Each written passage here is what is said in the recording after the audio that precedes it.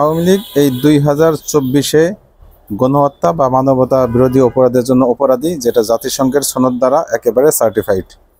ঠিক তেমনিভাবে অনেকেই জামাত ইসলামীকেও 71 সালে গণহত্যার দায়ে দায়ী করেন বা দাবি করেন যে তারা গণহত্যার সাথে জড়িত। এবং বর্তমানে যেহেতু আওয়ামী লীগ নিষিদ্ধ হয়েছে, অনেক বামপন্থী অনেকেই দাবি করছেন তাহলে অন্তত জামাতকেও নিষিদ্ধ করা উচিত 71-এর কারণে। এই দুটো বিষয় আসলে কিভাবে মূল্যায়ন করা উচিত, আমি আমার দৃষ্টিকোণ থেকে যেভাবে মূল্যায়ন করতে চাই, আপনি যদি আমার দৃষ্টির সাথে ভিন্ন দৃষ্টিভঙ্গি অবলম্বন করেন তাহলে অবশ্যই কমেন্টে জানাবেন ইনশাল্লাহ। আমি মনে করি 2024 আমাদের কাছে একেবারে জীবন্ত, এবং 2024-এর যেই কার্যক্রম টোটালি সবগুলি এখনও একেবারে জলজান্ত, প্রুফ করার কোনো সমস্যা হবে না, এবং সবগুলি বিষয় অনলাইনে বিদ্যমান। ইভেন এটার ক্ষেত্রে ইনভেস্টিগেশন, বেশ কিছু ইনভেস্টিগেশন হয়েছে, তার ভিতরে সবচেয়ে বড় ইনভেস্টিগেশন করেছে জাতিসংঘ, এবং সেখানে উঠে এসেছে অন্তত 1400 মানুষকে এই আওয়ামী লীগ হত্যা করেছে এবং তার সাথে সরাসরি শেখ হাসিনা জড়িত।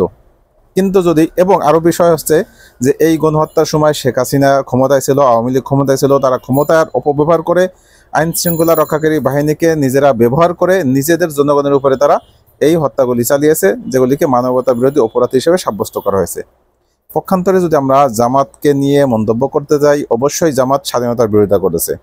স্বাধীনতার বিরোধিতা করার কারণে যদি জামাতের বিচার হয়, সেই ক্ষেত্রে শেখ মুজিবেরও বিচার হওয়া উচিত, কারণ শেখ মুজিব নিজেও স্বাধীনতা চায়নি, সে চেয়েছিল ক্ষমতা এবং পুরো পাকিস্তানের প্রধানমন্ত্রী হওয়ার স্বাদ ছিল তার, যে কারণে তিনি বারংবার তাদেরকে চাপ সৃষ্টি করেছে পাকিস্তানিদের উপরে বক্তৃতার মাধ্যমে, রাজনৈতিকভাবে তাদের উপরে বল প্রয়োগ করার বা চাপ সৃষ্টি করার চেষ্টা করেছে, কিন্তু কখনোই নিজে স্বাধীনতার ঘোষণা করেনি, যে কারণে 25শে মার্চ তিনি গ্রেফতার হওয়ার আগ পর্যন্ত কোনো লিখিত বা মৌখিকভাবে কখনোই কারো কাছে স্বাধীনতার ঘোষণাপত্র তিনি দিয়ে যাননি।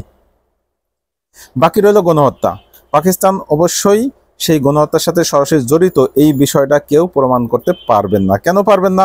প্রথমত, পাকিস্তানের ওই সময় ক্ষমতা ভিতরে জামাতের কোনো অংশীদারিত্ব ছিল না, বা জামাতের কেউ তখন প্রধানমন্ত্রী বা এরকম গুরুত্বপূর্ণ কোনো পদে তারা ছিলেন না, বা জামাতের সরাসরি ওইভাবে অস্ত্র সরবরাহ করেছে বা কোনো কিছু করেছে এরকম কোনো প্রমাণ পাওয়া যাবে না। হ্যাঁ, জামাত রাজনৈতিকভাবে তারা একটি দেশকে বিভক্তির বিপক্ষে ছিল, যেটা বঙ্গবন্ধু নিজেও ছিল দেশ বিভক্তির বিপক্ষে।